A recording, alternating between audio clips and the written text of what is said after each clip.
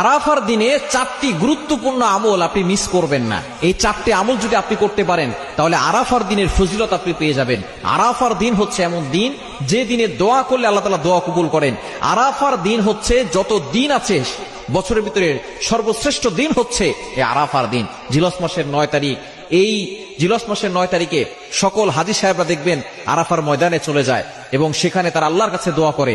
এই দিনে আপনি 4টি আমল করবেন। নাম্বার 1, 1 নাম্বার হচ্ছে আপনি রোজা রাখবেন। কেননা নবী সাল্লাল্লাহু আলাইহি ওয়াসাল্লাম জানিয়ে দিয়েছেন, ইন্নী আহতাসিবু আলাল্লাহ, আমি আল্লাহর কাছে ধারণা করছি, সিয়ামু ইয়াউমি আরাফা, যে ব্যক্তি আরাফার দিনে রোজা রাখবে, ইন্নী আহতাসিবু আলাল্লাহ আইয়ুকাফিরা সানাতাল্লাতী ক্বাবলা ওয়াস সানাতাল্লাতী বাদা, তার পূর্বের এবং পরের 1 বছরের গুনাহ আল্লাহ তাআলা ক্ষমা করে দিবেন। কেন মাজিদের আপনি কল্পনা করতে পারছেন? আপনি একটি রোজা রাখবেন, আপনার 2 বছরের গুনাহ আল্লাহ তাআলা ক্ষমা করে দিবেন। নাম্বার 2, দ্বিতীয় নাম্বার হচ্ছে একটি দোয়া পড়বেন, লা ইলাহা ইল্লাল্লাহু ওয়াহদা লা শারীকা লা লাহুল মুলকু ওয়া লাহুল হামদু ওয়া হুয়া আলা কুল্লি শাইইন কাদির। এই দোয়াটা বেশি বেশি করে পড়ার চেষ্টা করবেন।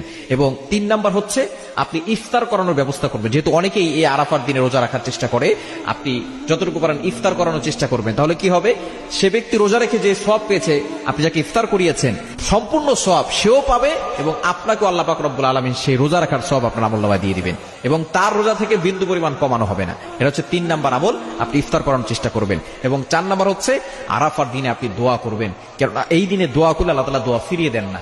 আপনি আল্লাহর কাছে যা চাইবেন আল্লাহ পাক রব্বুল আলামিন সেটাই কবুল করবেন। সুতরাং আরাফার দিনে এই 4টি আমল কখনো মিস করবেন না।